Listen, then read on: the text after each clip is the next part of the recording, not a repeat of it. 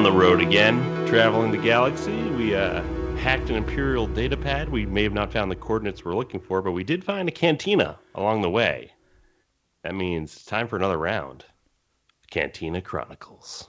Whee! Play the theme. Oh, wait, we did that. That was played. It's new. This cantina, only a few giant worms underneath us. Cantina Chronicles. Yeah, we're back from worm riding. I think I'm the one who rode the worm this week, but that's not the big news. The big news is we're here with a special guest. Hello. One of our favorite friends of the pod, Jason, here tonight to do the pod with us. So exciting. I'm so happy sorry you're going to have 0 views after those guys. Well, you got to get back. Well, the whole thing is you can get back and give us one, and then I'll give us one when I get home, and then not that I'm at home, so I could probably just do it now. But it's nonetheless, the pod hasn't posted, so others still see and listen, hopefully. Yeah, Jason's we subscribe to OnlyFan, and that's Jason. It's just me, guys. Our singular fan. But Jason, you're also a good buddy of ours. We're so happy to have you on the pod, man. Thank you. And super exciting stuff on the horizon for Star Wars. Yeah. And Fantasy Flight. That we're going to get into, which is a new card game, Star Wars Unlimited. But first, I think we want to just talk to you like we do all of our guests about Star Wars and what your overarching feelings are of Star Wars, where it is today, what you've liked in the last few years. Yeah. Sure. Yeah. Hit me with whatever you got. Gosh, I wish we had our hyperspace. Do you have a favorite series aside from Andor? To make it a harder question, is there a favorite series of late for you? Yeah, you can't say Andor. I can't say Andor. You can't say Andor. You can. It's just assumed. It's just to spice it up a little bit. Let's just. All right. Besides Andor, which is peak television, let alone Star Wars. Besides Andor, I think it's probably still Mandalorian in terms of series. I had my qualms with Ahsoka, but I voiced those to Grant and Ben at work already, so I can go over all of those again if you guys really want me to. Qualms are allowed. Yeah, we know. We love all that stuff. We'll get into that organically. I think we'll talk about characters throughout the pod. But we did talk about Ahsoka quite a bit. That was fun to actually watch that and talk to you guys around the water cooler. After each new episode, that was good stuff. Definitely. Are you looking forward to the movie? Are you looking forward to the Filoni film? Well, I mean, yeah, I'm looking forward to all of the films. Primarily, I'm looking forward to Dawn of the Jedi. Nice. All that big lore stuff is what really hits home for me. Another lore guy. I mean, who doesn't love lore? That's what it's all about. Right? It's the backbone of the whole galaxy far, far away. Yeah, definitely. And it can be wild in the first one, too. It could be just because it could be nothing like what we've seen. James Mangold. It's going to be special. Yeah, I'm hoping for Logan era Mangold. That's what I'm hoping for. Yeah, I got it with Gilroy. I got peak era Gilroy. Yeah, that's very true. Yeah. What are you hoping for or wanting out of that movie? Do you think? Honestly, I feel like, are we talking about the Mandalorian Grogu movie, or are we talking about the first Jedi? Yeah, we can do both actually. Okay. Yes. All right. Because I'm going to ask you about Mandalorian because I also love that series. So I guess since Adam wants to start with Dawn of the Jedi, I want to see where they started to go wrong, because I feel like they were birthed out of a need, considering the history that we know of the galaxy. But I feel like what was needed at the time is not what needed to stay, which I know you guys have had this discussion about, attachments and all that fun stuff. And I've actually brought this up with Ben and Grant in the past. So Adam, this is your first time hearing about it. I think the Jedi needed to pivot after the Sith went to the rule of 2 to be balanced and more like Mace was in terms of having kind of more of a balance in the Force as opposed to tipping the scale to one side. Yeah. I like that That's take. fascinating. That's interesting. I mean, yeah, I mean, Mace is one of those people that seemed to kind of get what was going on. He seemed to be Except when he was like aware of it. like stiff arming Anakin from doing anything important. Like, That's true. I mean, yeah, I guess it's a fair assumption Anakin's dangerous and he's like, stay out of it. But that was Mace's original sin, I guess. I mean, I will say everything seemed to be going fine with arresting the Chancellor until Anakin walked in. So like, so if Anakin listened to him, It was a nice balmy evening in Coruscant. That's a really good point, actually. Yeah, he would have. Mace saw, Yeah, Mace was right. if he had showed up with him, I just in my heart I felt like if Mace showed that he trusted Anakin for a second, it would have gone different. But now that I'm thinking about it, I'm like, no, he just would have done stupid stuff earlier, probably. But Right. That's it's interesting that you bring up the balancing act of the Force, Jason, because I have a feeling the Acolyte might speak to that to some degree when that show comes out, especially with sort of like where the Jedi go after the High Republic. Maybe they limit their numbers to 10,000 for the exact reason you're talking about, because we know that it's sort of like certified there's 10,000 Jedi. I'm trying at the not time so of the... hard to get my hopes up for the Acolyte, Right. Yep. Yeah. but I can't help but get my hopes up for the Acolyte.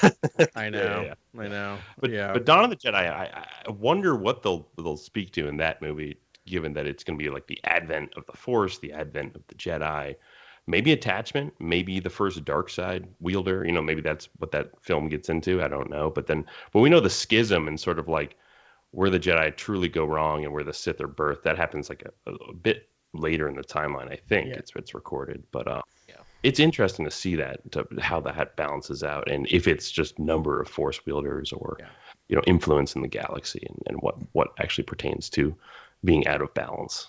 It's interesting stuff. So cool that you brought that up. Yeah. I just that first episode, like, I want it to be almost unrecognizable. I mean, I think it should be bonkers. Like a Terrence Malick film, or like almost like a Villeneuve film, where it's almost like it can be more elemental and sparse and sort of like an A24, just like I want something like wild, because I mean, I don't even think the like concepts of Jedi and Sith or even good and evil necessarily should come into play yet. Like, it's just it's an amalgam. The Force comes out and it's chaos, and it's like I mean, sorting itself into good and evil, I think would take probably 25 years. I don't know. I mean, unless it's just inherent to the people, and so you tell those stories. But like, I mean, and if anything, I feel like it should skew like bad first. Like, the worst people get it, and they just like take advantage of it, and like slowly they have to be like, yo, like, we need to take great effort to make right decisions and have good. This guy's people. calling him Darth now. He's calling himself Darth. I think that's the nature of most people, though, is if you give them a power that they have that nobody else does, typically you feel like people in their nature will use it for evil things or to get what they want before they start being selfless and being defenders with it. It's like an evolution of the mind that has to take place. Yeah, exactly. I just had this thought of just like I'm trying to keep it like, because I'm trying to be like, oh, you're all going to be so disappointed because it still has to be like a Christmas like 4-quadrant movie, but like I don't think so. I think post Dune it can actually Oh. challenge norms. I'm hoping more sci-fi films challenge norms more than sort of create what's tried and true for the brand. Yeah, it's very true. Like the like I think I have an old view of like what's a blockbuster now, and like this year with like Barbie and Oppenheimer and now Dune 2, it's just like, yeah, maybe they've discovered it's a little, you can do a little more with your movie. But so part of me is wondering if like, so Star Wars loves their twins, right? And like Star Wars birthed out of a twin story, even though it wasn't. It was decided that way between episodes 5 and 6, but we'll pretend that was the plan all along. But like, what if you tell a Cain and Abel story with like a twin, right? With dark side, light side, right? Right. They did do that in the Old Republic video game, the MMO. It's actually to great detail, which is they do twins at one point, and they're both basically Darksiders, but it's still an interesting story, and I would love to see that maybe in a new shape and form with a Dawn of the Jedi film or something, where it almost embodies that sort of symbol, or that relief we see on the ground in The Last Jedi, that sort of monk, that's the duality almost. Like something like that would be very interesting.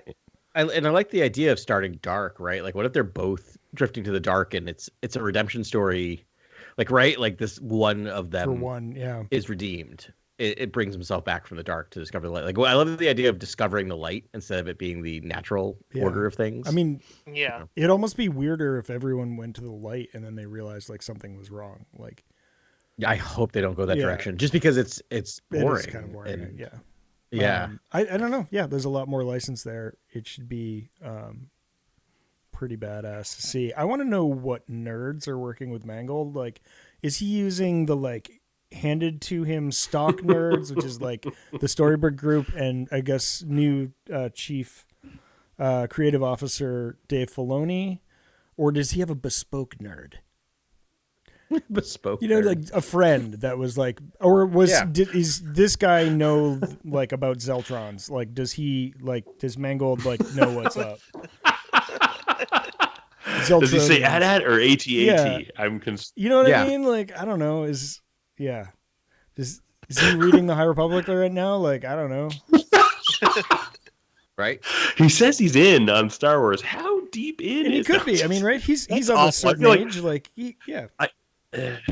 I almost feel like the Dawn of the Jedi film doesn't need to be so informed You're right. by Yeah. what's come before in Star Wars. I feel like what it can do is sort of be a religious, almost text for the Force and sort of what it means to be selfish and what it means to be selfless, right? And like two different characters, and then maybe even the character that's selfless the entire time has to destroy the selfish person and then bury it and hide it so like the Jedi can exist or something. I You know, agree. like maybe that's the story in a lot of ways. It's like there is a body under that temple. You know what I mean? Like there's something to that that's kind of Yeah. interesting. Where there's the sort of the sacrificing for the institution. And, Yeah, I totally agree. I think it should be more of a morality tale Mhm. about escaping the norm, so to speak, where, human nature or just nature in general for intelligent beings is, like I mentioned, if you have a power, you use it to get what you want, and somebody needs to rise up and realize that, hey, you can't do it at the expense of other people. Yeah. Yeah. I love that. Yeah, I mean, it's got to be one of Yeah. the original stories, right? Like, it should, if it's going to follow, a religion, it's got to follow one of the original sort of like founding stories of like, I don't know, right? Is that the path, the easiest path to go, or do you think it's easier to just like make something out of whole cloth? I think it can be like kind of a metatextual borrowing of many Yeah. religious Right. sort of That's Yeah. right. early. You want the overlap. There's a lot the of Venn overlap, diagrams, yeah. all the Abrahamic religions, like all you could look at everything, and compound it all and kind of figure out what's compelling about these early human stories, the Greek tragedies, all that stuff. I mean, it's just Campbellian, right? Yeah. Like Campbell just looked at everything like what's the Yeah. intersection of all of these religions, and, Right, and right at their texts, right? beginning. Even, though, even Native like, American Yeah. That's the fun part. stories. And maybe that's what you do, right? Like maybe if you're studying, you study all religions, all moral tales, and like try to look for what's the original entry point of that. But man, it's part of me's thinking like, is maybe episode 9 was the hardest one to make, because you have to wrap up the entire Skywalker Yeah. saga. So much, it's so difficult. They're like, oh, we're gonna do episode 10, but not call it episode 10 because maybe we try again. Yeah. But is this the hardest Star Wars movie ever to make? Like, part of me is just like, you could not pay me enough To do the be first in one? Mangold Studios right now. I think it's the easiest one. Really? Okay, why do you think? Because it's I easy? think it can be so abstract. It really doesn't need. It shouldn't follow most of the rules. You know what I mean? Like, Right. If you Okay. could ever Yeah. have an out of place Star Wars, like I almost don't want it to be, like the same camera wipes and the same establishing shots. Yeah. Like, That's fair. I kind of want it to feel really different, right? Like, this is the first one. This is Right. the kind of the most important one. It can literally there can be a bunch of sort of like insert shots of just geography and like babbling brooks and like and trees. Like Yeah. I don't really need so much in this movie. It can be Which I very really want it so to be interesting. abstract. I know. I think that's just kind of Guys, the movies I'm watching right now. I love it- them, but Take it down. I know. They're like no one went to see our Dune movie. Yeah. Lower. But what I'll say is like it's so interesting they went with Mangold, right? Because like Logan, it was like Mangold's like I'm totally going to like reinvent the superhero, which is thing, kind of which is what I'm great. looking for. Which is good, but you could get Dial of Destiny Mangold, and I'm actually a Dial of Destiny. So here's the thing. Apologist. I am a Dial of Destiny apologist. I just want to make that clear. I enjoyed that movie, my- all 4 hours It's a of it. good movie if you're in your 80s. Or if you don't go to a lot of movies post pandemic and have a 3-year-old, you're like, this is the best thing ever because I'm like away and watching a movie and like show me whatever, and I think it's the best thing. But but all seriousness, like the issue with that movie, or not the issue with that movie, but the issue of the movie compared to like what we're talking about now is like he was trying to ape the other movies, right? So that's so there's the danger of that, trying right? to tip his hat to the other movies, and it had been so long. Yeah, I felt like the more nostalgia, the better. Like he leaned into it, but I wasn't hit over the head with it. I just thought it felt like an original movie, true. which was yeah. And that's why I don't understand why people don't really love it. I mean, it felt like an Indiana Jones movie. Like, what do you want? It's a sequel to Temple of Doom, which is my favorite Indiana Jones movie. Anyway, moving on. We don't have to reopen that movie. Yeah, no, I didn't really like the relic, and I didn't like any really of the relic storyline and what it took to get to the relic and what the relic meant, and without spoiling the movie, sort of where they went in regards to the relic. No, great. You've got notes. That's what I love about you. I was like falling asleep. It was bad. Awesome. All right, I can think of like 10 more. So the Mandalorian and Grogu movie. What I'm expecting from Yes, that. thank you for reading my mind, Jason. Someone's paying attention here. So like we have 2 people who get us back on track. Sun is shining. Jason's here. All right. So yeah, Mandalorian Grogu film. So my expectations of that is more like almost like the first Iron Man movie where they made it expecting it to not do anything and it was just a big fun romp.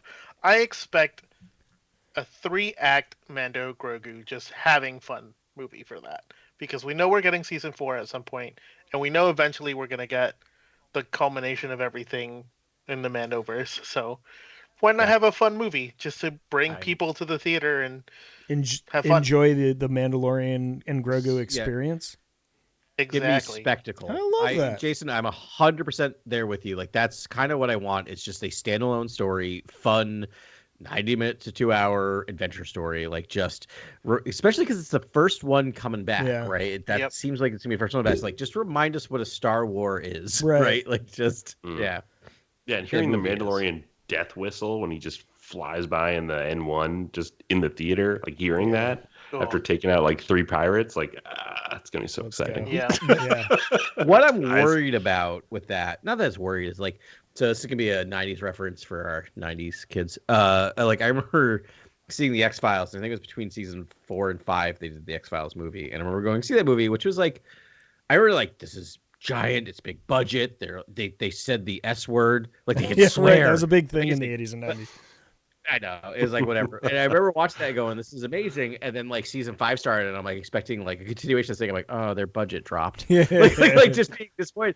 So there's that expectation of like when we come back to season 4 to just be like, oh yeah, there's a lot of volume here going on, right? So there's like just that balancing act you got to do with that. But I gotta say, I mean, it's got its own vibe, but I didn't feel the volume when on my last rewatch. Like I just was like in on the story still. Like I know it's there, and I guess if I'm really looking for it, I'll see it. But like, if you're just following the story, it's like, I mean, it's better than like painted backgrounds, which were some of the best parts of the original trilogy. So it's like, all right. Yeah, it's an amazing technology. It just shows itself sometimes. Yeah, you're like, oh, there's a rock, there's a pile of trash, there's some greeblies, and then there's the wall. And there's the wall. Yeah. Or they're sauntering at a specific pace where you're just like, oh, this is just to fill time. Yeah, you've got exactly 50 paces, and we need to time it out. Yeah.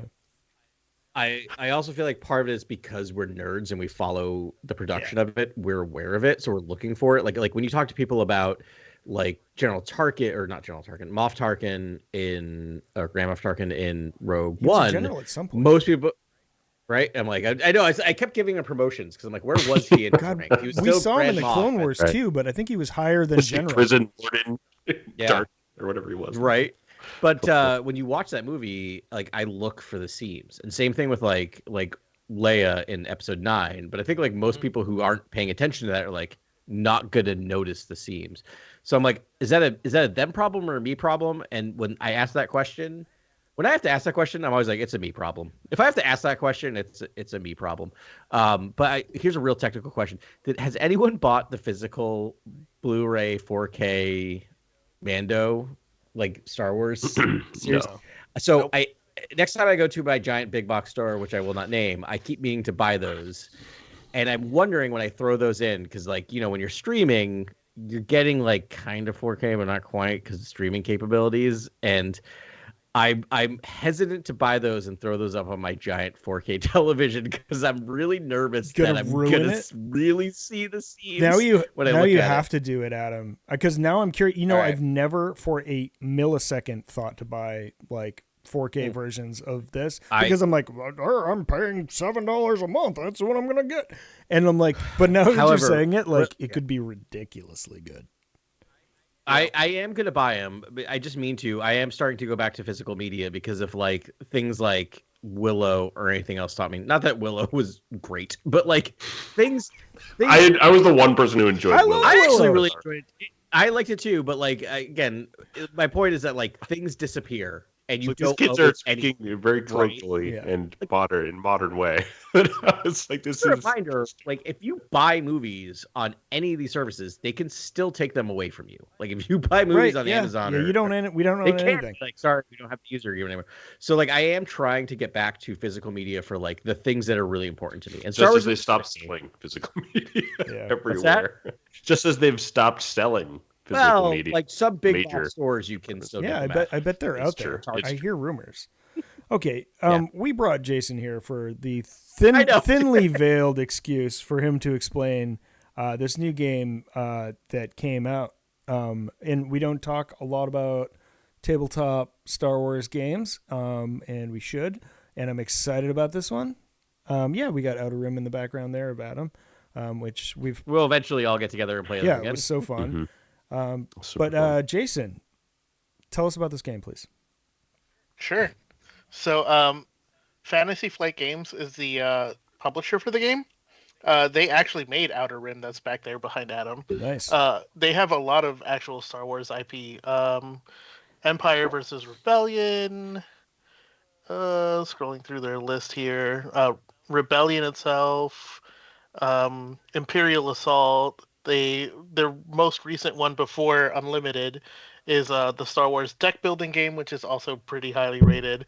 Um, you know, they've been around for a long time, and honestly, I went to the pre-release for this past weekend, and it's one of the more fun card games that I've ever played. Collectible card games, because most card games have that Magic the Gathering slash Pokemon slash Yu-Gi-Oh feel where it's like, all right, so I'm gonna take 5 minutes to do my first turn.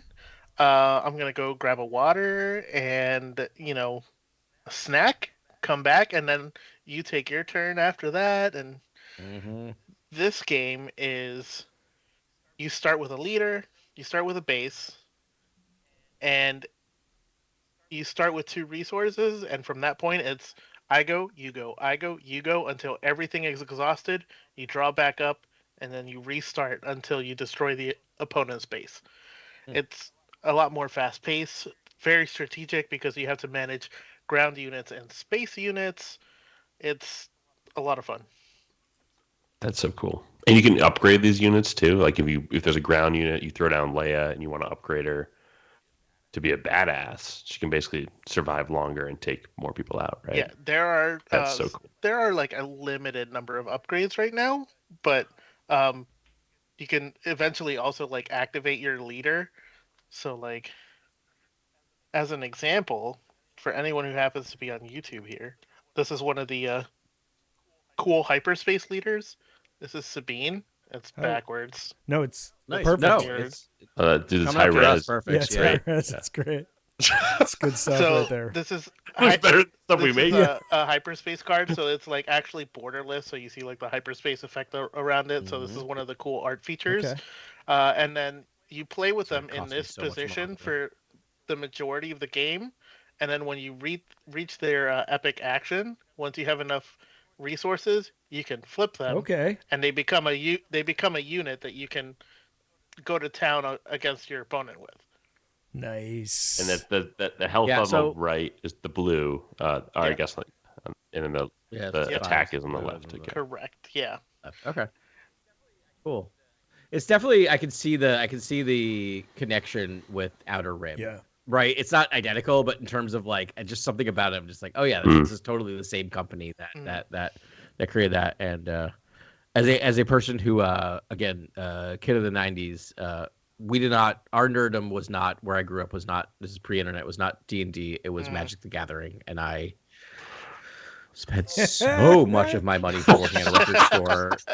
Again, I'm like, could this sentence be any more 90s? I spent so much money working at the record store that I worked at on Magic the Gathering. And That's and then it incredible. would go to my local community college for Magic the Yeah. Gathering nights. Oh god. There was a Star But Wars boy, do I card remember game those. way back when too. But that's Destiny. They actually did Destiny Yes. beforehand. Yeah. Yeah. Very, Yeah. very old card game. Great stuff. Nice. Yeah. I saw a Death Star card, Yeah. like an orbital assault or something, where it was like destroys all units on the field. Yeah. Does that just own units as well? Like other? It would be all units on the field. Yeah. So Wow. yours too. There's So some Yours really too. fun cards in this game. Yeah. I'm excited. Shit is real. yeah, it's a lot of fun. This first set is called Spark of Rebellion, so it goes basically from Rebels through Return of the Jedi. This is my favorite starting point for Nice. any Yeah. Star Wars conflict. It's basically Yeah. Luke from Empire Strikes Back and Vader from Empire Strikes Back. And Luke is a little weaker from what I can see from the card. Like the attack is a little lower, I think. Is the health lower too? So the leader Luke is kind of like average, but there is like a legendary Luke and a legendary Vader Okay. that are more powerful, cool. but they're also expensive. But there are some deep cuts in here Like. for the first Yes. set. Like even like the ones I pulled, like Bib Fortuna. Sweet. Yeah. I pulled a Benthic 2 tube. Yes. Incredible. Nice. Nice. Incredible. See if I can mean, I think find it here. I that's should have pulled that's it a out. cornerstone of a great team right there. So you said this one's Rebels to Empire. Rebels to yeah, return. Rebels to return, I believe. Rebels yeah. to return. So here's good old Benthic 2 tubes. Yeah. Oh, I love it. My man. Fifth brother is in here. Oh, nice. Okay. Yeah. Nice. So there's like a lot of deep cuts. You can run Wampas on your team if you want to. Just the Wampa meta, 3 Wampas straight on the field. Listen, if you've got a Wampa, you use them. Yeah. You And so always cards play come one. out exhausted, and then they basically become readied, and then they can. In between turns, yeah. Okay, that's cool. The next 2 confirmed sets are going to be called Shadows of the Galaxy All right. and Twilight of the Republic. Twilight of the. Oh, okay. Twilight. So that's That'll gonna be a prequel Okay, one. so that's gonna be yep. Yep. This is the second one. So excited! And when do those Shadows of the And Galaxy here's sounds awesome. Shadows of the Galaxy. Is that gonna? What is that gonna be? so here's very Sorry, I just want to explore that for a second. That might be more Yeah. of like the original trilogy kind of stuff. Because Okay. there's definitely a bunch of stuff that's not in here. I'm sure they would want to put different versions in for different colors. Could that be like a bounty hunters or an underworld? It could be. There is some underworld here. Like there's some bounty hunter cards in the first set. Yeah. There's like Boba's one of the leaders that you can build your deck around. We might get Palpatine, right, in Shadows of the Galaxy as Oh. a major hero cards. Palpatine. There is a Palpatine leader. There's a Palpy? Actually, yeah. I didn't yeah, pull the that fancy is- one. I have a good friend of mine who pulled the hyperspace one. So here's the normal Palps. Nice. Oh wow! Is there a backside to that? Yeah. Oh yeah. Excellent. 10 health. Oh my goodness! All right. Yeah, you basically get to damage all your own units and then Oh just wow! wreak havoc on people. Very Oh, cool. here's I'm here's excited Chopper to play. for you Oh, guys. nice. Oh wow! there you go. Yeah, so I can't imagine he's fantastic to use in a deck. It's probably like, I destroys don't know. several of your own units. Take Benthic, out the one of Emperor, theirs. and Chopper. I feel like you could do some serious damage with that. oh yeah. I would That's a love a hot tub Benthic right and there. Chopper sort of Yeah. team up. Oh my god. So I'm clicking on some of these because I found it, but I love that the Obi-Wan Kenobi card is from basically like 2 minutes before his Yeah. death. Sick pose though, It's the right? picture they choose, and I'm like, it's sick pose. I'm like, is his power 1? Never mind. It's right before he becomes but I more just made powerful Ben than you very could ever imagine. Thanks. Yeah, sure. That's a quote. So a couple of like, I know. Anybody? I thought that I was know. gold. I'm now questioning. No, it was great, but I'm now questioning the quote. But I'm not going to do that live. Right, of course. Yeah, this is gonna be a problem for me. I'm just kind of scrolling through. So the 2 questions, which are real, like this is like, how much money is this gonna cost, Adam? Question. One is, so when are the expansions? How often do they release like new It'd probably be like expansions? Magic or Pokemon, right? Where it's like every couple months, 3 months, maybe. I would imagine Every it's 3 every months. three or 4 months. Wow, every quarter? I'm Wow. not. I'm not sure if they've announced how often they're going to release them. That's fair. But It based on becomes very previous game- addictive, and I've already spent too much Yeah, I money. just can't. So I just I can't. have like good news and bad Yeah. news for you, Adam. The good news is All right. the packs are 16 cards, which is larger than most other card games, and they're the Okay. normal price. Yeah, They're that's like $5 for a pack of cards. all The right. bad news is All there are 252 collectible cards in the first set. So that was Oh, the question I was going to ask. And Yeah, I read yeah. the- I was like, how many are in the first set? All right, but I will say those are. But that 250 whatever number is based on variance, right? Like the hyperspace. Yeah.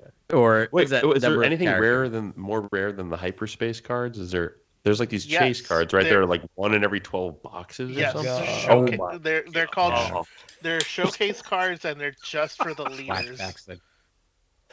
I thought it was, you know what's so smart about this card game is they put a bunch of super deep cut cards in the first set here, where it's like, it just feels like some of the action cards and some of the units are just like not units you'd think they'd put out in a sort of first set, where it might just be a lot of the Yeah. canon characters and sort of like the ensemble and all those. It's like, no, it's like, it's like Admiral like Tag is Yeah, in Admiral it. Like, Tag.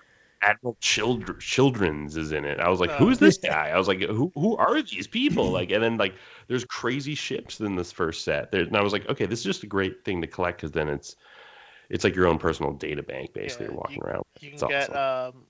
Mining Guild TIE Fighters, Yeah.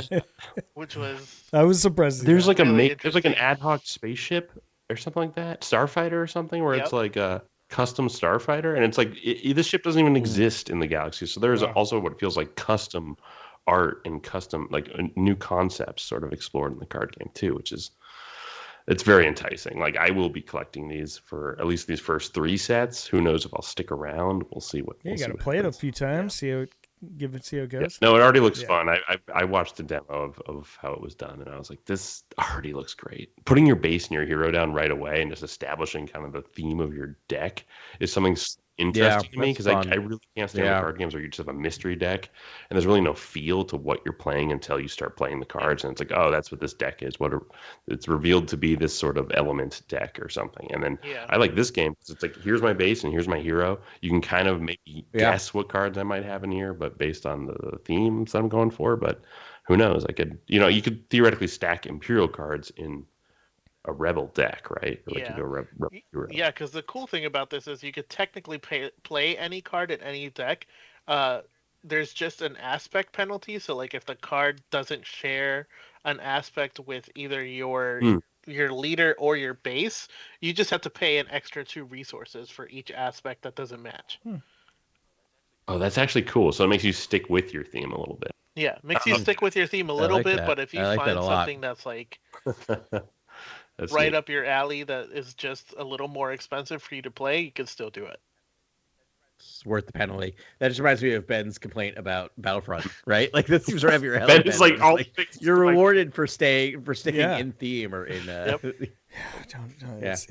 I've forgotten. I've already suppressed all of my Battlefront 2 like grievances. Let's leave them there. Yeah, no EA need to lost. re- Let's just put it God. that way. Yeah, we talked about. Yeah, they already choked on their last project. We talked about that last week. Yeah, for heaven's sake. I No, and the other question I have about the game is I'm kind of clicking through. I found of course I'm on the website looking at all the different cards. And is the art? Do we know if the art's original? It looks Yes. original. Like these don't look like they're from comics, that's right? cool. They're The The from art yeah. is original. If you look And on the bottom left, since you're looking at the cards, there's a name down there. That's the illustrator for each card. oh yeah, they actually credit. That's awesome. Good. I'd love to Yeah, see that's that list. great. I mean, I imagine some of the comic people were used for that. I'm not. I'm just randomly clicking. Well, I'm not cool. recognizing the names, Yeah, which is even which better, is a right? good They brought in thing. some new it's talent. more cool. people. Yeah, they're really That's great. awesome, man. Yeah. I want to get a Yeah. game. That sounds like a blast. Are all the rebels in there? Is Kanan and Zeb in there? I know I saw Ezra. Kanan I saw is, Kanan. Oh, nice. Sabine is, Hera's a leader. I honestly haven't seen Zeb. So if you want to collect rebels, maybe this is the only set in which you could do that, right? There could I be wonder. more. There could be Okay. more. I'm willing to bet. You know how often card games retread the same kind of area just to Yeah. That's interesting. have different art. Make it's because you also have to consider it's more of a collector's card game too. So like they want people to keep coming back and buying more packs and doing stuff. So Yeah. A question from a noob. So, like, when the new pack comes out next, will you be able to use these cards with those cards? Or, yes. oh, okay, I see. There we go. That's what you're talking about, Grant. That'd be pretty dope. Yeah. Another question, just so, like, you said, like, leaders. Can you give us, like, what kind of leaders did you get? Like, what's the breadth of, like, what you could get as leaders? So there are Director Krennic. I'll read through the leaders. Director Krennic, Eden Versio, Chewie is a leader.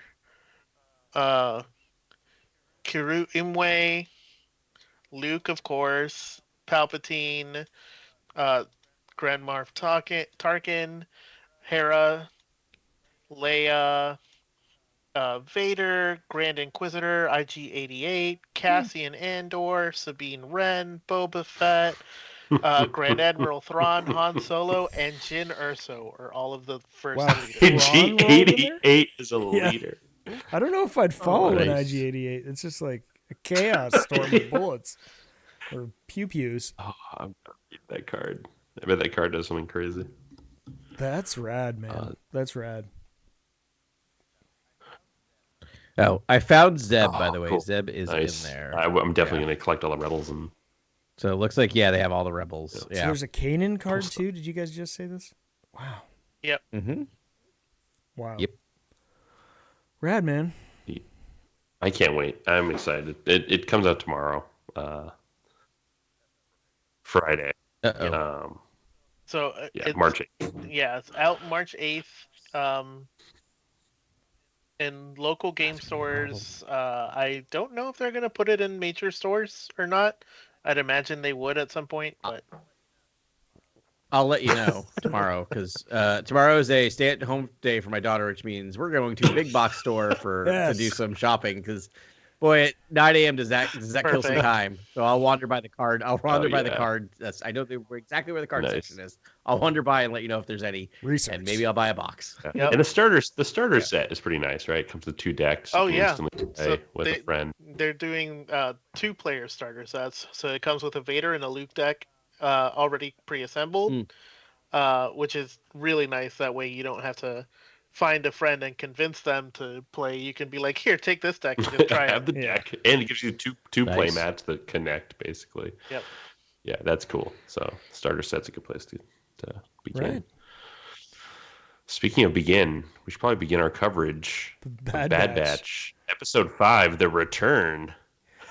Did we all watch? I watched it like an hour ago for the first time. I'm usually just like Same. up and watch. I'm all Same. excited Yeah. for it, Yeah. but just wild week, you know? No, no Yep. doubt. This was, I mean, just the tensions are rising in the batch because Crosshair has returned to the team, and now they're returning to the world that Crosshair was stationed on, and sort of made his heel turn, or actually, learned the Empire's true like tyrannical sort of nature, Yeah. and killed that officer, and he comes clean with Hunter in this Yeah. episode. It's pretty good stuff, pretty compelling drama. It was a fun episode. It was good stuff, but interesting to return to a planet we've been to. We visited in the previous season. I thought that Barton was kind of 4 interesting. is the name of the Yep. planet. Yes. Right. Yeah, we saw it in the Outposts in season 2, episode 12, right?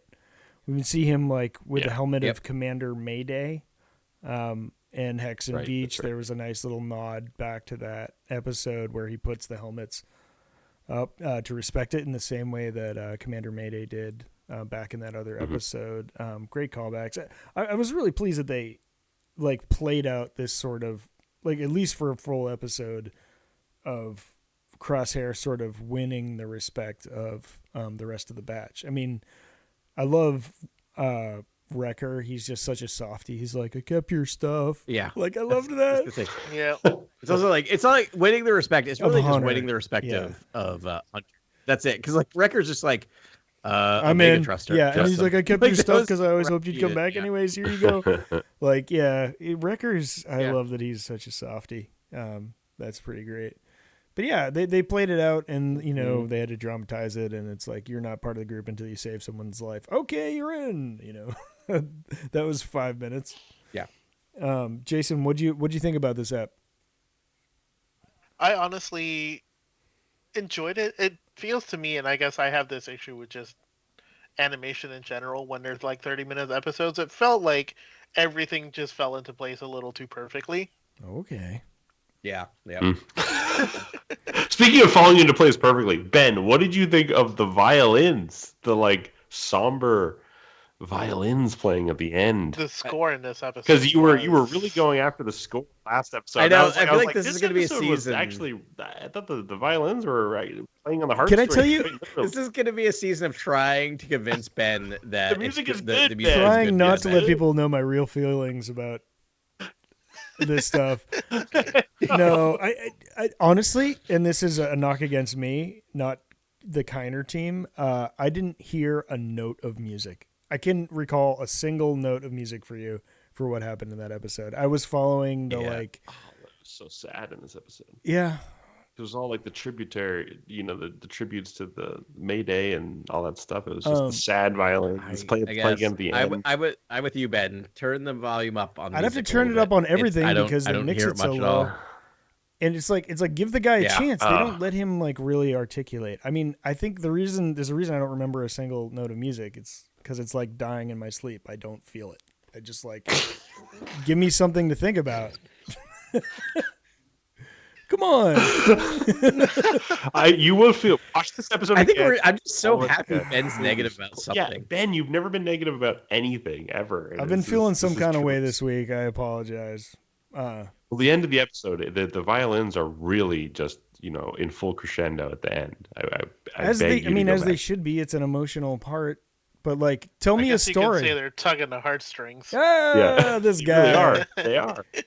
Yeah, no, I mean, I want to hear it a works. theme. Like, give me something bold. Like, I want to like have it could mean more in another dimension. If you're like, okay, this is the I themes of promise you there's Hunter a theme in and this them. episode. I promise you there's a theme in this episode, and it's like the sad, sort of wary clone theme. Yeah. I don't know what you'd attribute it to, but it's there, and it's been following. I think whenever there's a tragedy with the batch, it's this. I think it's been reoccurring. I'm pretty sure. I mean, I think Crosshair is emblematic of the tragedy of the clones, right? Like he's like trying to hold on to what he is, which is a fighter.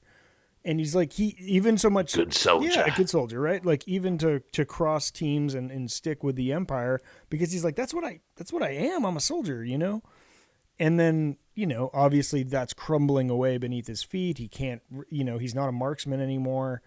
He's losing the fabric of who, he is as a person, which is like, I'm a killer.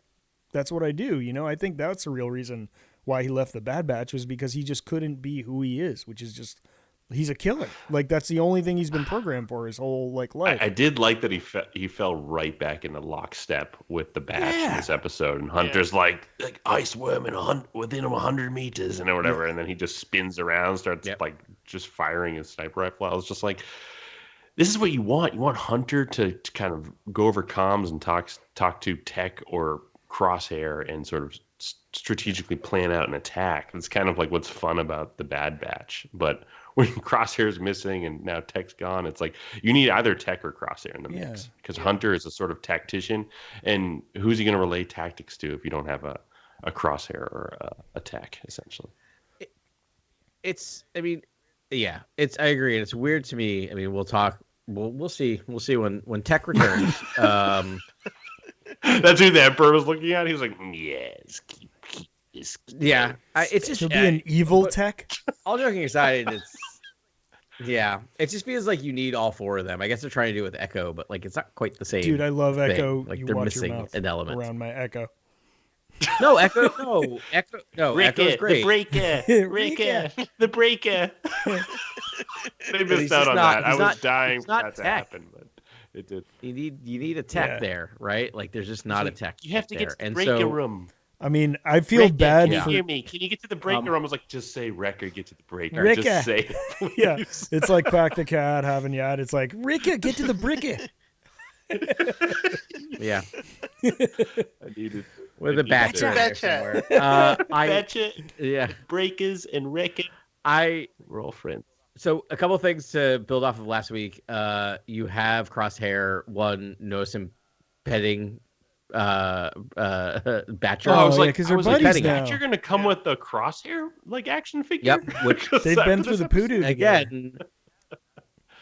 They have, and not to get to like talking about my area of whatever, but like one of the most successful programs in prisons is having inmates train seeing eye dogs and other things, pit bulls. It's like rehabilitation. Pit bulls. Right?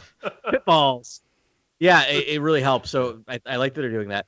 The other thing is I'm really starting to buy into my theory that his shakes are psychosomatic because they keep popping up when he's talking about at the worst time and when he's talking about his past things.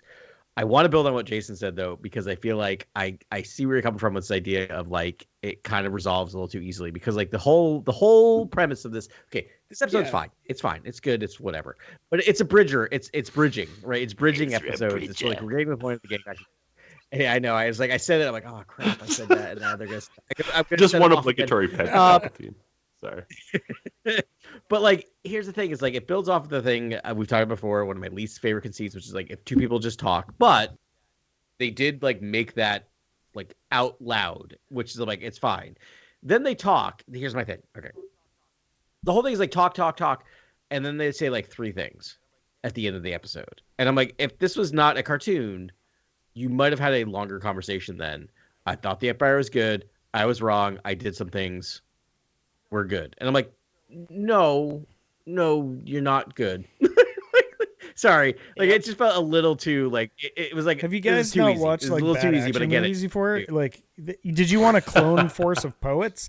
They're warriors. They're men of few words. Merited at least, like, a 2-minute conversation, not like a 30-second conversation. Good with that. Yeah, like, a little more. A little more. I know you are, but you get it. Yeah, it's fine. Like, they're good. They're bros. Unless, oh god, no.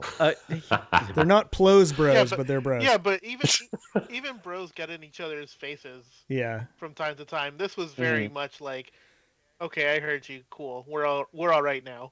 I mean, after he saved his life, and Hunter did get in his face, then he pushed him, shoved him.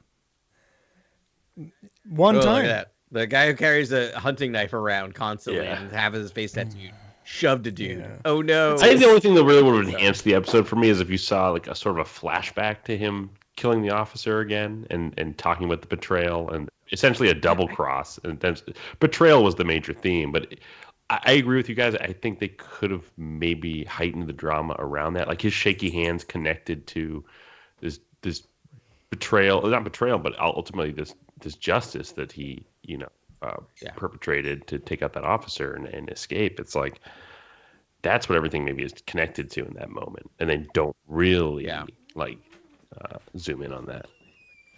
No, they're really expecting you to Yeah. remember a lot Yep. from Yeah. from a while ago.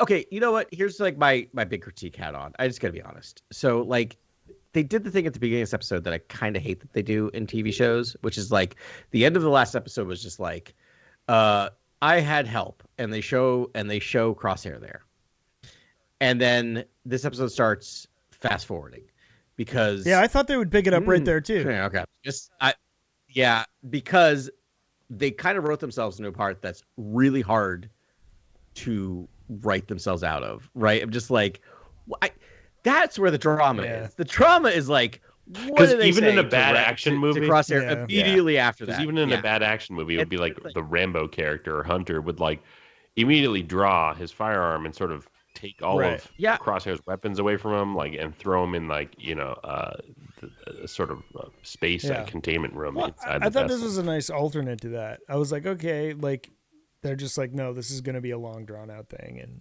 and because the bottom line is they all had to get off there. They all had to get off the planet. Like they were being chased still, so they needed to like get out. So it was like it could have actually been not really exciting drama that happened. It's like get on the ship, let's go. And then, whatever. But I agree. Like, it's a massive. And then in that tiny ship, they just sit there and stare. Like, this is the thing where it's like people, like, in TV shows, like, they have a conversation, it skips 4 hours later, and then they continue the conversation as they walk into another room. It's just like, we also don't get clarification, like, how long they've already been back. Yeah. Like, how long does it take for Echo to get there and for the mission to quote unquote start anyway? Right. Has it been a couple days? Has it been a Has week? it been like a few hours? Yeah. Exactly. How are they not having that conversation at some point? Yeah. Right, because Crosshair's doing like target practice on the beach. And he's done it enough times. He's been doing it. That the PZI, his accuracy is decreasing. His average is getting has worse. An average. Yeah. No, it's like it's one of those things that just like I get it, but I was just like I saw the seams of the writing there a little bit. Yeah, I mean it would have been more. I was really expecting them to just pick up right there, and have it out. That would have been exciting. But, I almost even would have appreciated it, or like it's like a head nod to each other, walk into the ship, and like not talking. Like even just they could have done that at the end of the last season where they because wanted to have like, the emotional high. Because like they're manly men and they don't talk about it, and you have Omega just going, guys, you need to talk. Like like even that, but to be like, we have to put it together. They literally just didn't say anything. I think like a physical altercation could have been interesting for those two characters because it would have immediately sort of heightened the stakes of it all. Even with Wrecker breaking Omega it up. could have gone to it. Omega could have gotten to a different gear where she like tells him to stop. Maybe there's a tremor in the force. I don't know. You guys are in Fantasy Island now. It's also it's also weird for me that Hunter didn't do anything for however long that was, because Hunter's never been somebody who avoids confrontation. Hunter's okay with confrontation. Yeah, that's like his language. But all of a sudden he doesn't want to talk to Crosshair. That's what kind of got me a little. Yeah, you feel like he would have been yelling at him the entire time. Like confrontation is Hunter's love language. Mm-hmm. Like, come on. Yep. That's amazing. You guys suddenly are like, why isn't this show Andor? I looked at this and I was like, okay, it's like, and then he pulls out his pistol and shoots him right in the throat. So that's the other thing is like you're right, Ben. Like it's an animated show, right? And it is punching above its weight for what it is, right? Yeah. And so I'm trying to like let it go for that. But like you then I think about this now, having watched a lot of animated things for the past 3.5 years, of just like you also have a section of this episode where your character in an animated show talks about like just cold-bloodedly like killing an Imperial officer. And I'm like, if you have that conversation, I cannot give you a pass because you're an animated show. Like you were talking about things they don't even talk about in Star Wars, like a live action movie. I know. So like, come on. I think there's a lot of things that they like expect you to just sort of know and understand and carry with you from like previous stuff. It's like these guys are killers, man. That's what they do. They like come in, infiltrate, they murder, they do whatever they have to do to get the job done, and they've always done that. So it's like for them. Wait, can we talk about that for a second? Yeah. So the Kaminoans put the chips in their heads. By the order of Darth Tyrannus, their client. Well, right? Yeah. So they're complicit Technically to an extent. by the order of a Jedi Master, whose name was Sifo Dyas. Right. Yeah. Cyphus Diaz. Yeah. But I That's know, what's on the but you're- paperwork. On the But tax then Darth returns. Tyrannus, that's it. the account sort of transfers to Darth Tyrannus. No, Right. Darth Tyrannus. So- It was just known to us that Tyrannus you was just- controlling Sifo Dyas. But So you just broke everything for me, Grant. Oh God. So hold on. Oh man, why'd you have to ask that question? So let's talk about this for a second. I just have to know where the Kaminoans stand, and just when we talk about Omega, this is important. All right, so Grant's trying to keep receipts here. so who?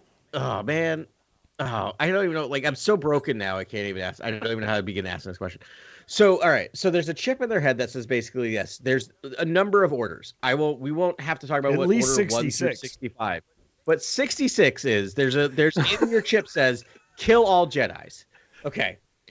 So the question is, here's my hope, is that someone else, because now we have to explore this, program these chips, and the Jedi Master handed it to the Kaminoans and said, put this in their brain, do not look at what this says. Or They 100% looked. they there told was them, no create the chip that supervision. says- It was someone signed a purchase order and no one checked up until Obi-Wan accidentally found the place 12 years later. Right, and so there was no question of just like, we'll just put this chip in their brains because you ordered it. Which I mean, There Kaminoans was seem no to be very oversight. they're very order friendly. Like we don't ask questions, we just live up to it. So who wrote the chip? Was it?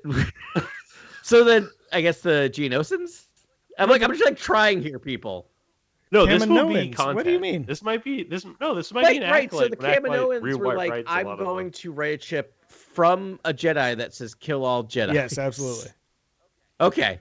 All right. Sure. Like they're designed like all aloof and amoral, and it's just Not like, going to question no, why a that's Jedi why they make would it ask have to be a you to Jedi. kill all- they're all right, credit all right. grubbing capitalists is what All right, I've always I got from mean, them.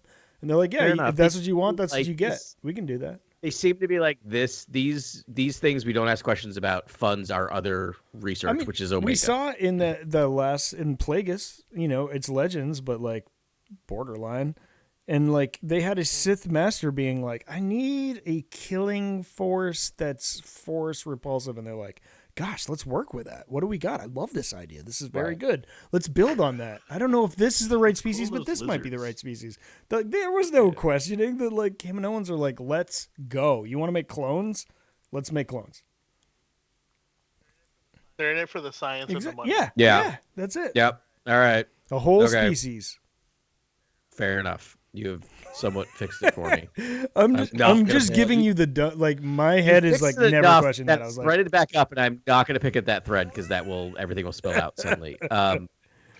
Also, we have no idea what the other orders are, right? Like that's Yeah. I know that's like an old timey joke, but like now I'm like now I need a list of all the other yeah. orders. One of them is like always fill the dishwasher back to front. Nothing here, you guys. All right, that's cool. No. I sorry. I was trying to think of what the intent is behind Omega for the Kaminoans, given that she wasn't part of the purchase order we've been discussing. They knew what they had, right? So she's not entirely a freak. Like I feel like they made her for a reason, and they got that out and of her. kept her close, And they- so they know. Well, if all the Jedi were going to be destroyed, and they made a Jedi, maybe they could make more Jedi, more Force sensitive, clones. Maybe they were like, well, we could assume power in the galaxy because we have the only Force sensitive fighting force. Especially because I they don't- reiterate in this episode that she is older than. Yeah, that was a funny bit. Yeah, I appreciate that. It was cute, but like that means that they were on whatever track they were on. It was like pre when they saw things going south. Like they were still in high development for. So I don't know. And then they decided to hide that she was had it carried it over an why- M count, a genetic yeah. M count from That's the why Emperor. I feel or like from, she's more than just Tyrannus. a water soluble that can convey M counts. Like I feel like maybe she has the force and they actually did it genetically. I don't know. It just seems more exciting than like, oh yes, you're a dilation principle that makes our equations for blood transfers to convey properly. Like that just seems like a really weird thing to me. Well, so maybe all of this. So this is what I do. Things break, and then I'm like, in my brain, I'm like trying to like overfix them, because now I'm like, so they saw this chip, right? And so the chip's in Back to there, the and they're chip? starting to look at it. Yeah, listen. Chip, we're so much. Follow me here. I feel bad I brought up inhibitor You've chip. broken me, but I think I'm fixing No, it. we need to get this out. I've never heard this from you, So- Adam. So I want to know. Let's pull up the thread. Listen to this. So they see this chip and they're like, okay, so there's an order in there where they kill all the Jedi. So in this possibility, all the Jedi are dead. So we might be able to have a run on the market of Jedi. Yes. Right? Like so Yes, there you This go. is exactly Supply and This is what I'm demand. trying to get at here. galaxy. So we make them. I'm going to use the water soluble Jedi line from Oh, Ben you because can't now find that's my any force favorite thing. sensitives. You destroyed Right. them all. Well, look at this new. Look, we clone. have Yeah. we have the run on the market of force sensitives or the ability to create Jedi again. All right. I'll be devil's advocate here because I still Please. believe that this whole transferring of M count doesn't necessarily tie into the Force at all. I think it's almost like clones are just copies. When you make a copy of a copy, it gets diluted and it gets worse and it gets worse and it gets worse. I'm sure the M count is the only stable way to find out if it's a true copy or not. So if her M count, regardless of if it's 9, 90, or some random number, stayed the same when she was cloned instead of degrading. Okay.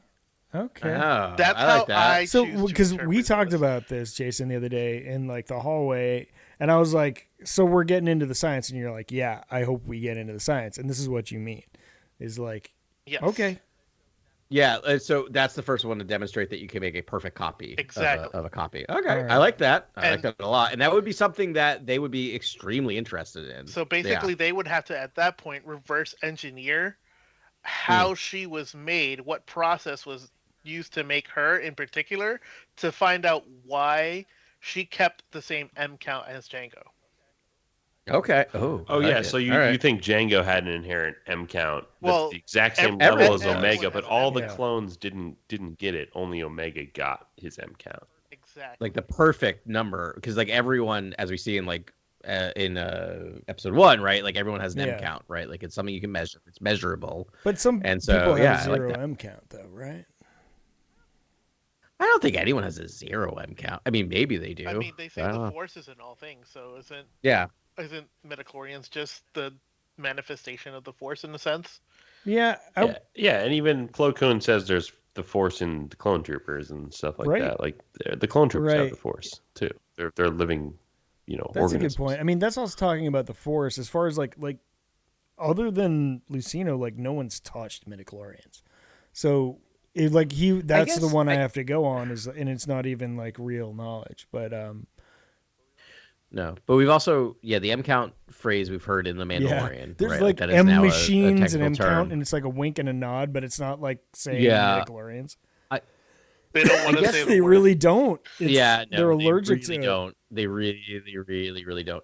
So, Jason, I guess my question back to you then is like, so I get why the Kaminoans are interested in that. Why is the Empire interested in that?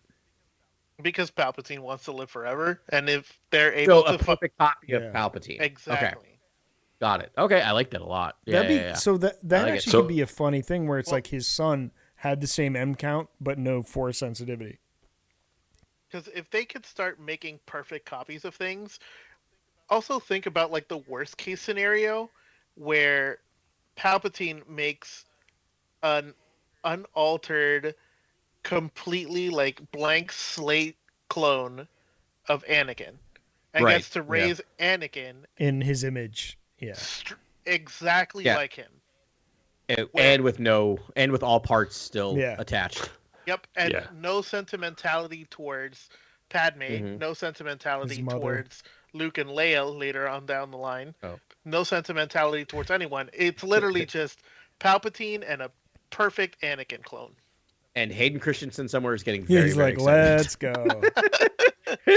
there's a perfect Anakin clone walking around You somewhere. you think it's just to breed another apprentice, or you don't think I it's mean, for that would his be own dangerous. self-preservation? I think it's both. I think it's Oh, both. yeah. I brought you into All this right. world, I'll Interesting. take you out. Yeah. Yeah, I feel like the essence transfer is kind of buried under all of this stuff we talk about all the time. And I'm like, the dark side essence transfer, which Lucino talks about in the Plagueis book, and it's in a lot of the ancillary books. You can read up about sort of Sith alchemy and magic and stuff like that. And it's in there. And it's like that's always been the sort of quintessential component that I thought they sort of missed speaking out on in the sequels. I was like, this is something I think Palpatine had been planning a long time, is to sort of transfer his essence into a new body that retains the M count that can hold him. The only sort of vessel that I feel like could hold his restless sort of like Sith wraith is like something with a very high M count, that rivals his own, essentially. I mean, isn't that what was happening at the end of episode 9?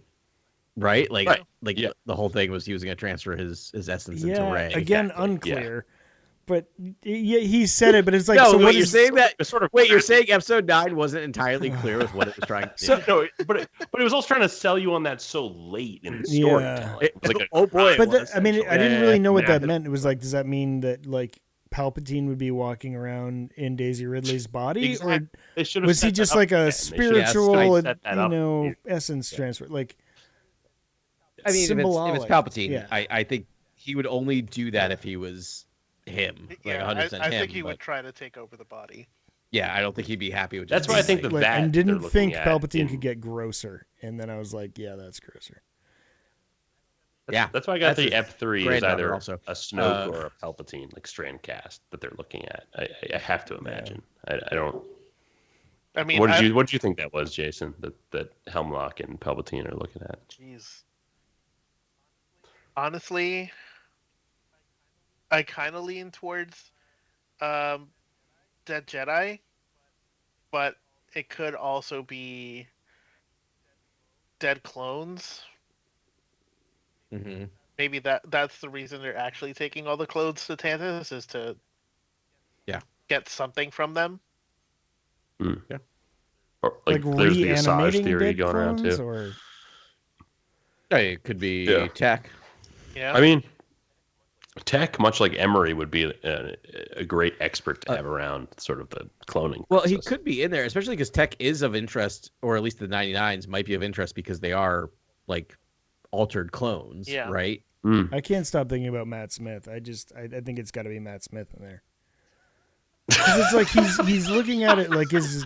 We were promised a Matt Smith. We're gonna get a Matt Smith. Yeah, no, I mean, but like, whatever, symbolic Matt Smith, like a young, like as virile as possible Palpatine. Like, isn't that what he would want most? If you bumped up against episode 9, go back and listen to our fan theories for episode 9. They're entirely a better experience than the film itself. Right. It all revolved around Matt Smith being young and like a young Palpatine. Yeah, I mean, that was what was gonna happen, right? Like, come on. Then they decided to go a different direction. But kind of looking ahead for a second, right? Like, next week is a double episode. We're already back to a 2-parter, and it's infiltration and extraction. And my question is, where are they infiltrating, and what are they extracting? I think they're gonna find a base that has the coordinates for Tantus. Yeah, and they have to infiltrate the base, and then they have to extract the data. Yeah, I'm gonna guess complete. What do they call it? Shaggy dog. Just like they're gonna go someplace random for a dumb reason, like Sid told them to. Even though I know Sid's not their friend anymore, I think it's gonna be a random side mission for 2 episodes. That's not actually going to have to, because like it's 15 episodes. I know we're at like 5, but I don't know. I hope they push the story forward, because those are my favorite episodes. But that's the one kind of like bummer for me about this, is they fight too many giant space monsters. And there was even like a meta experience in this episode. I was gonna say, to the point that one of the characters called it out. Why is there always a giant monster? And I literally was thinking that 5 before of like, there's always a monster. I know it's Star Wars, but enough already. Which, I mean, the fact that he said that in an episode, maybe that means the rest of the season will be like story, which would be so great, and like actually pushing the dialogue forward for both like the galaxy and it is the interesting. Story. That would be fun. I think what also adds to the fact that I think the rest of the season is going to be pushing story forward is the fact that this argument didn't go on longer or and only Right. resolved immediately. Because now if it's resolved, then Hunter trusts Crosshair and they can go work on whatever is happening for the rest of the story for the remaining 10 episodes we have. Yeah, Yeah. that's a good point. Yeah, it's true. I think that's a good point. And it's like we're a third of the way through the season already, right? And every single episode has been the mission, right? Like there's not been a side mission yet. And they know this is the final season. They knew it was the final season. I don't know if they knew it was final. They knew it was the final season going into Yeah. it. So it's like it feels like they are very focused, which is often what you get in the final season of a series. It's right? what I'd just hope like, for, but you don't always get it, you know. Yeah. Yeah. Mm-hmm. And I don't know either. I don't have any answers to infiltration or extraction, but if you're going to promise me a two-parter that you're releasing on the same day, it's got to be something, right? Like it can't just be this like Ben, maybe it's a side mission, but I'm going to be if I'm sitting down next Wednesday and I'm watching 45 minutes of the Bad Batch and it's just like, "Hey, we went to this town and got this thing." And I'm going to be like, "Really? This is what you're doing?" I mean, That's what you're doing? it's going to Why be are you- entertaining. You know, I think back to like the racing Sure, episode from last absolutely. season with Tech. Yeah, and yeah. It was just to like flex on Tech, Yeah. but it was Yeah. fun. Do you like this character? Do you like this character? You should like this Yeah, character. do you Don't like get pod it's- racing? You should get attached to this character. It'll be Oh. fine. It'll be fine. He'll be We fine. called Like, that that's gonna early happen to too. him. It was like, oh man, you were like, Sure you did. know, like stop doing all this nice stuff for Tech. Like you just knew it was gonna happen. Yeah. And they played it up all I've- season.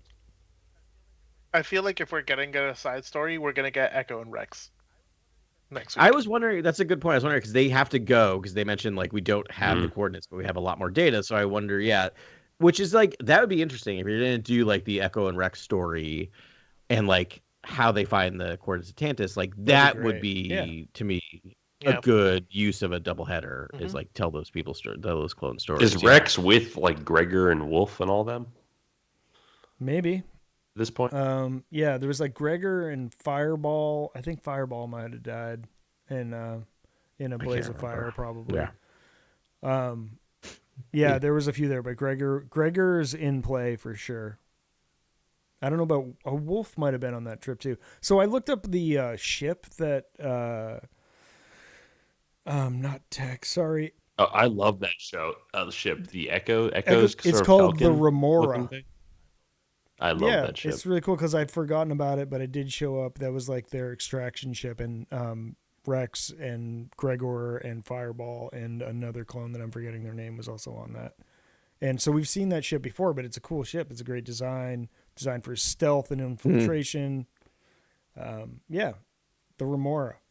And so I wanted to say this actually before we get to, I forget. Whoever is managing the wiki pages for these episodes, chef's kiss. Like, it is amazing. It's through everything, the ships, the blasters, like, it's just like, it's amazing. Like, I've never been like, I really should donate to Wikipedia until I read this. And I was like looking for credit. Like, shouldn't the person that I mean, I guess many people manage the site, but like, I feel like they should get credited because I feel like Lucasfilm is now like running, like has someone that's running Wikipedia because it's great. And it's like all these hyperlinks and it goes all this stuff and the ships and the time periods are all right and the planets are all there and the cities are all there. Like it's really cool. Sorry. I need to get that out. Good stuff. No, it is real interesting, right? In terms of like people just do it for their own whatever, right? Like it's not Allegedly, but like I think it's not illegal for a company to make Wikipedia entries, right? No. So I don't so think why so. wouldn't they make No, sure that anyone can do it. their Wikipedia entries are impeccable? I don't know, but I just remember I think live on air it was just you and me, Ben, one like I think it wasn't around. I live on air edited a Wikipedia page to add Therm's scissor punch. Nice. Well, something. you know, It was like Therm's scissor punch was Yeah. in there. So occasionally That's there's something hilarious. right? do it for maybe it's all just all podcasters. It's just a bunch of It's just podcasts. podcasters mid podcast who just And adjust another the- thing, editing. yeah. Well, actually, it was Batcher who came to Crosshair's rescue. Betcha. Right on. Okay, Oh, man. Until the podcast last week, I didn't know it was Batcher because I don't watch with subtitles. That's So the I only way thought it you was would know. Betcha. Betcha the Yeah. entire time. No, Betcha. only subtitles. Belcha. Anyway, Yeah. I watch them He like doesn't burp too. They once. decide to go with the worm spelling of just like the the creature spelling, the Oh yeah. WYRM. I Oh yeah. appreciate that when I saw that and those subtitles pop up. I'm like, Oh oh, wow. nice. It was cool. It was like an ice worm, much like the sandworms of Dune. But But it it had a makes cool head. It had like horns and stuff. It looked No, Yeah. neat. the creature design's amazing. I thought that was funny too. I was like, really? I'm like, are so you great. trying to do an homage to Dune? Like, that's funny. The week dude comes out. I It's know. It was interesting. whoever It's like plotted that. timing is Yeah. yeah. Pretty fun.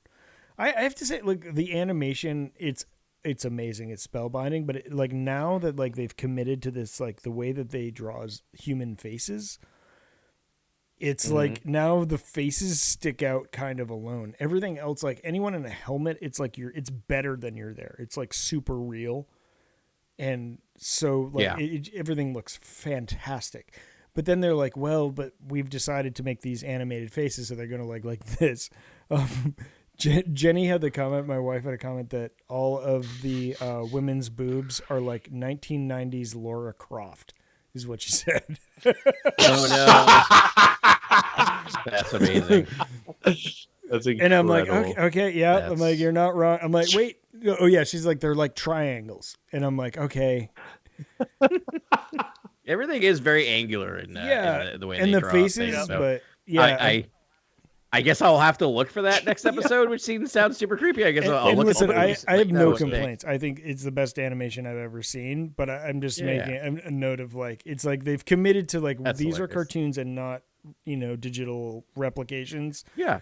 Of everything except for their faces, and so now it's just sort of like, okay. But like when you see a sign of like, or a shot of like, it's golden hour, and there's a line of clones, and they're all in their helmets and their armor, and you're seeing other clones walk through this line of clones and into this brutalist building. Like everything's immaculate. Like it's incredible. You can see the scratch marks on the armor and the all the things is like so hyper detailed, and then it's just like you see their face and you're like, whoa, all right, now it's Minecraft. It's because the skin is sort of doesn't have any texture to it. It's like sort of they porcelain could do it, but it's like they've chose to have like the cheekbones with like literal lines for like the parts of the cheekbones, and I don't know. Anyways, I don't know why I'm so neggy like tonight. I really liked this art style, and I feel like I would love for them to make the whole data bank like that they built on the website like entirely in this sort of like really refined Bad Batch art style, like because Rebels it wasn't really Clone Wars was they were really finding their footing. Rebels it looks a little better, and then Bad Batch has just perfected this specific art style. Even Clone Wars the season 7, I think, gorgeous art in that season.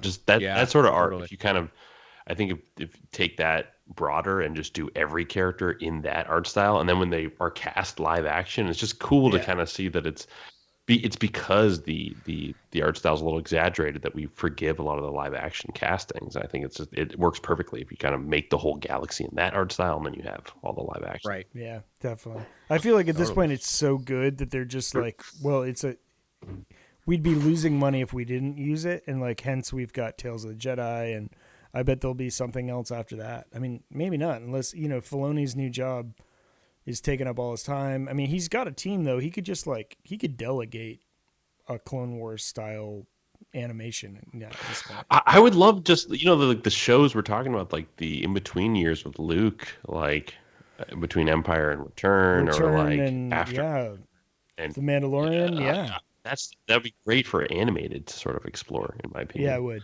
It really would. I don't think we'd get it, but I mean, I feel like that would be the most fertile ground to do. Like that would be the most fun to watch. Like show me Luke Skywalker just like on a vision quest across the galaxy. Like, come on.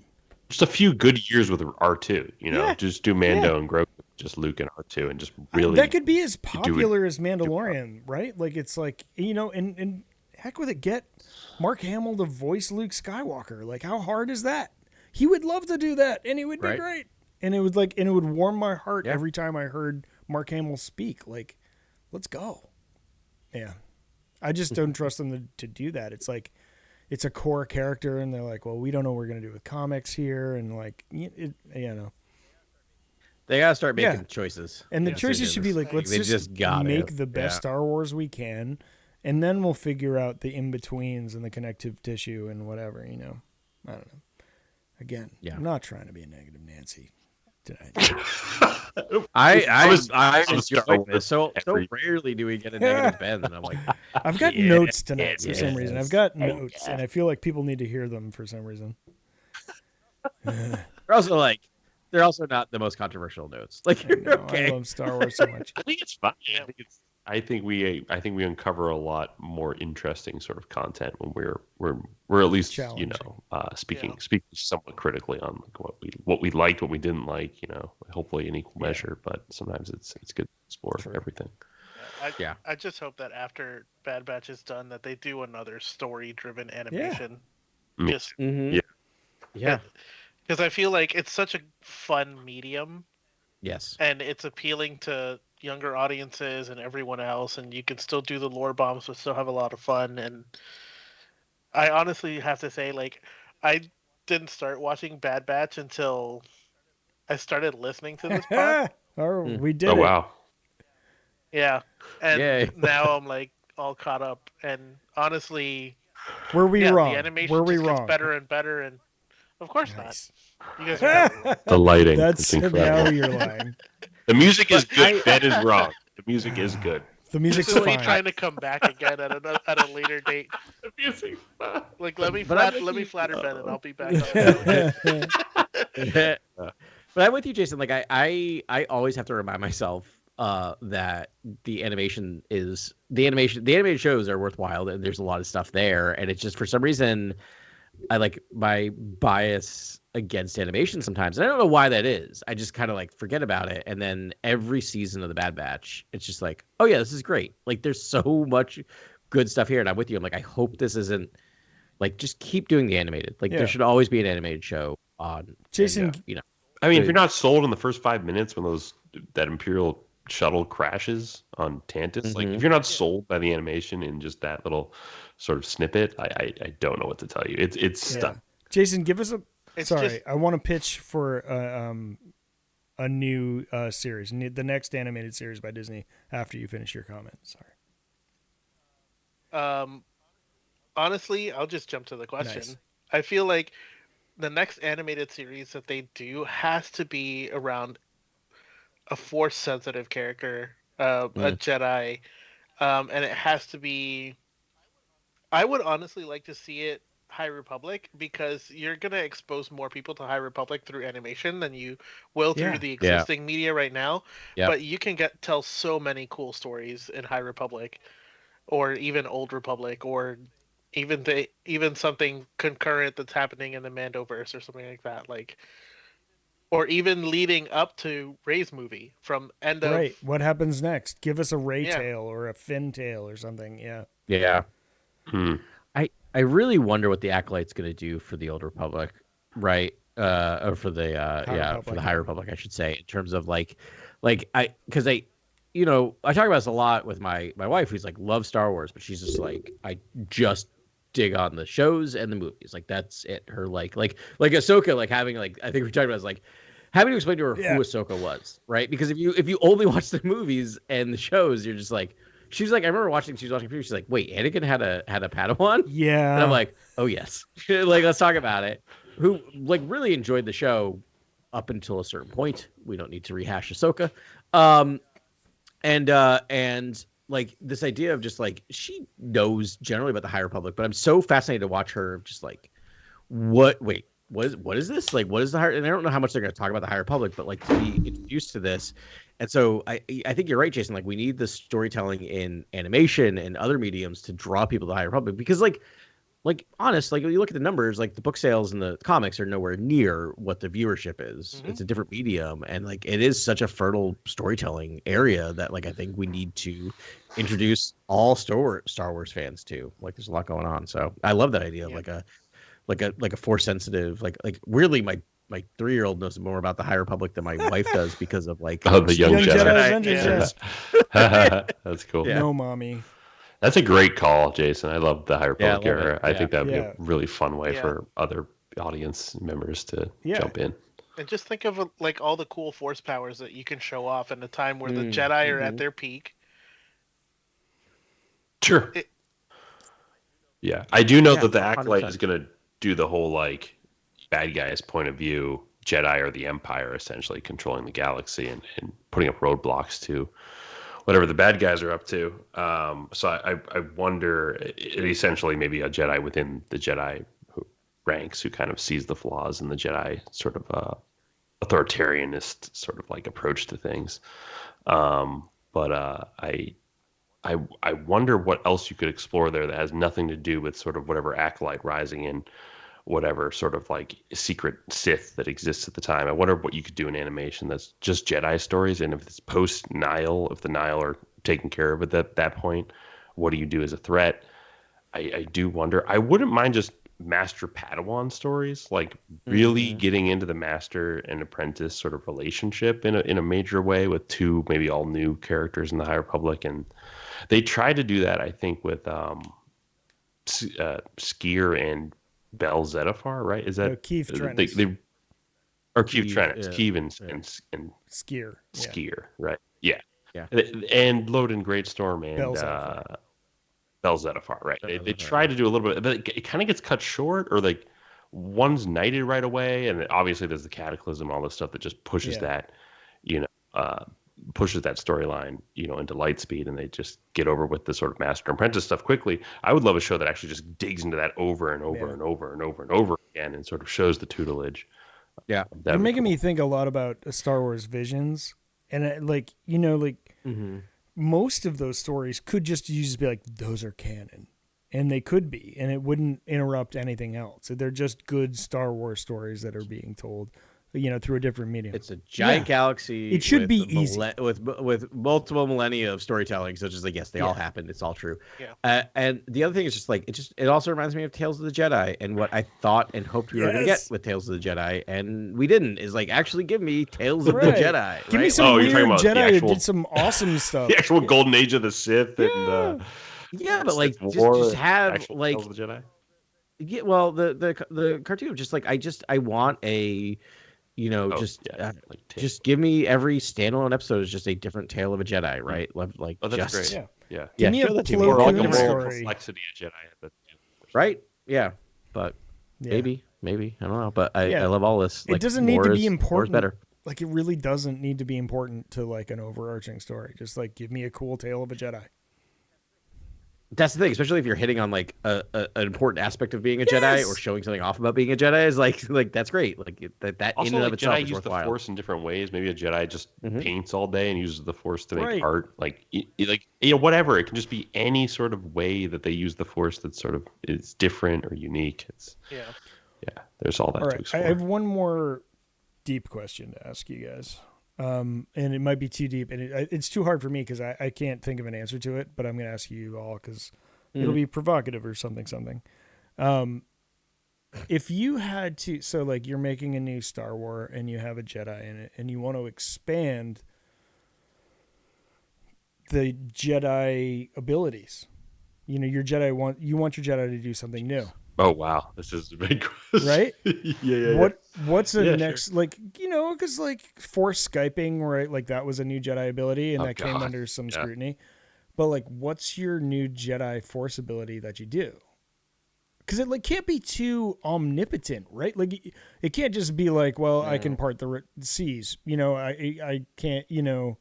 I can make everyone do what I want, or I can levitate the world. Like it's got to be within reason, and so it's like they're like small things that you use the Force to adjust that could help do it. That would help you out, or it's got to be a natural way to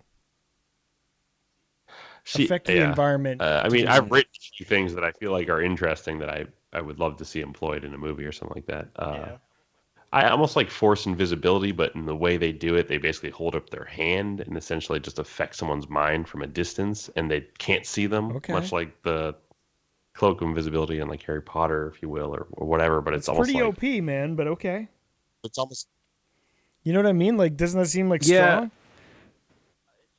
It's just so people can't see them and they're sweating while they're doing it. Yeah. You know what I mean? It takes a lot of Yeah. energy to do it, but to me that would be an interesting That'd be thing to cool. see. See, this is the problem that I'm reading too many different fantasy and sci-fi things all at once. So Are my you brain is reading fried like with Dune, Robert Jordan, and like another fantasy, and Terry Tolkien, right? Pratchett and Tolkien, And Terry Pratchett, Pratchett? Brandon No, Sanderson's dude, you're gonna stuff. That's too overload. many worlds. That's too many Stop. worlds. It's too many worlds. Worlds are Okay, it's colliding. like I feel like I'm going insane, but it's the only way I can do it because I can't. My attention cannot keep on one series. That's Oh, amazing I gotta really? bounce to around. me. I'm the exact opposite I of go you. because Yeah, I have to. I have to like make my I own start skimming and spreadsheets. getting whatever. bored where I'm just like, yeah, just get to the finale. But anyway, but like, because they all deal with the idea of being able to see the future in some way, right? And like the Wheel of Time has, what's her name? Finn? No, Rin? No, it's a Min. short name. Finn. I'm like, I got two of Yeah. the three Yeah, letters you were right. there. It was like Finn, Min, but it's Right. Min. You were confusing Right, it but with like two other pieces of science fiction that you're reading currently. I know, right? How did that happen? But like Min's big thing in Wheel of Time, up until what I've read, which is only up to book 4, and what you see in the show is it's like when she sees someone's future above their head, it's kind of like destined. It Yeah. has to come true. Oftentimes it's misinterpreted of like what it means and when it's going to happen. But like I another one, and this might be Dune, but sees like no, it's not Dune, but sees possible futures, Yeah. right? Like it's not destined to be true, See that? and like. Yeah. And I thought there's something there with like a force sensitive, which again they get visions, but to be able to see like potential outcomes for individuals, I think would be an interesting one, right? Because they're still dealt with this idea of like, this is a potential outcome. How do I actually steer them towards this or away from this without affecting it too much? Like, so it doesn't give them like certainty about it of just like, how do or do I intervene, right? And how do Can I intervene? chime in on that quickly? Please. All right. Please. Well, so Help. having just seen Dune Part 2, and obviously in Part 1, Villeneuve does it as well, where he shows these sort of was- prophetic visions, but they're different paths that Dune Paul Part can 1, take right? Yeah. in life, Yeah. right? And even in the book, Mm. Frank Herbert expresses that each thing he does changes his path, towards the So emperorship more and all this garden sort of of stuff. forking paths. And Yeah. ruling the galaxy and all this Yeah. forking paths sort of stuff. It's very muddy in the Dune films. I would love if the Dawn of the Jedi film and Mangled finds a way to sort of do the paths and the prophetic Ooh. visions in such a way that combines it with the advent of the Force and the Jedi and sort of like combines that sort of prophetic storytelling in a way that doesn't feel like in a kind of nuanced way that we haven't seen before that makes sense and things click into place late in the story and but it all makes sense, but it's all threaded together very meticulously and almost less muddy than Dune and Mhm. really explicitly pulling at the audience in each path that's presented to the audience and sort of really affecting paths, you know what I mean, that can be taken and sort of using those to manipulate the audience. Whereas in Dune, they're just these demarcated paths, these steps in a journey that you're like, okay, if he takes this person out, it means this towards getting the throne of power. It'd be more interesting if it's like, oh, it's because of this person dies and we're attached to this person, or this person, this belief system is destroyed and we're connected to that belief system, or like it really do it in an interesting way that actually is more affecting. That would be really cool. So I second that, Adam. I would love to see that in the live action storytelling in a fun way. I think kind of in the same vein, what I would like to see a Jedi be able to do is almost like a limited precognition, where it's like a little more extending the moment, where maybe they see 2-3 seconds into the future, and it helps them affect the change of things immediately around them. Yeah. I like that because again, not too overpowered, right? It gives them an advantage. Yeah, Nice. yeah. A kind of similar one to all these that is I think canon. I can't remember if it's been recanonized or not, but like it's Mace Windu's Shatterpoint ability, right? Which is very great. This is for you. It's very Karnak from the Inhumans. But like basically you can see the Wait, the Inhumans. We just lost What's your that? volume, Oh, you buddy. cut out.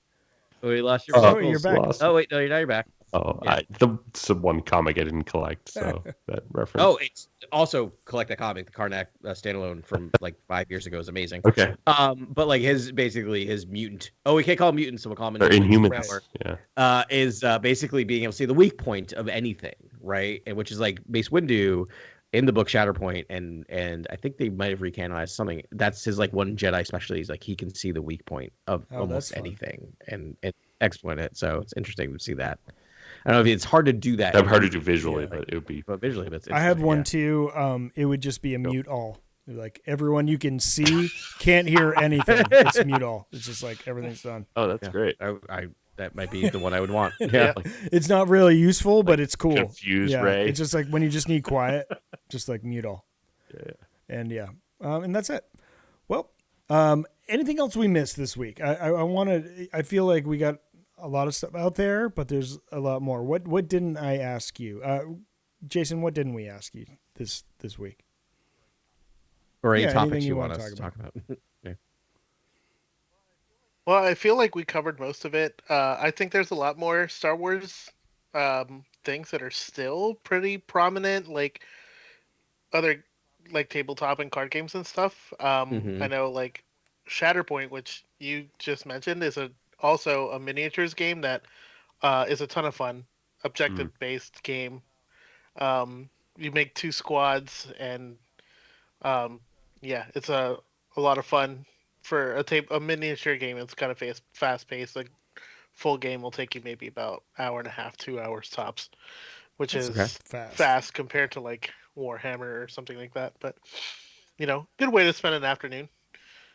Gorgeous minifigs. And that Yeah, I know. I know. Like my local game store still does Star Wars Legion. I think there's another spot in the city that does X-wing and Armada, which is like larger scale stuff. So, Star Wars games are really popular out there, and if you look for them, you'll find homes to play them at. That's awesome, man. Very Yeah. cool. That's great. Yeah, it's good to know. Good to know they're thriving. Well, we'll definitely have you back on to talk about the video games as well. I think Outlaws. Let's go. I imagine all of us will be picking that Yep. up. So we'll have you back on, Jason, for that one for sure. Sounds good. Coming April 2025. Maybe we'll get you on before then too. Yeah, yeah, you'll be Yeah. able to that as well. We do, yeah, Oh, big time. absolutely. Yeah. All right, y'all. This was a blast. Jason, thanks so much for joining us this week. Thank you, Yeah, Jason. thanks for having Great to me. have you Yeah, on thank you. this side of the podcast for a change. And yeah, it's awesome. Next week we'll talk about more Bad Batch and some other things that will have to do with Star Wars. Do you want me to just like say what we're going to talk about? Do you want me Yeah. to just call it right now? Go for Yeah. it. So why don't we talk about there's a 2-issue run in the Star Wars main Yes, let's comic. go. Why don't we talk about those? That's I don't have the issues in front of me because I wasn't planning on this. But I think it's like 25, Sure, 26, yeah. maybe something like that. But like it's the last 2 issues. All right, and We'll Star talk about Wars that. main run. So we'll Yeah. do that. Awesome. Can't wait to Yeah. do it. It's a blast every week. Thanks very much for listening to us. And we'll talk to you next week. Settle up at the bar with us on Cantina Chronicles.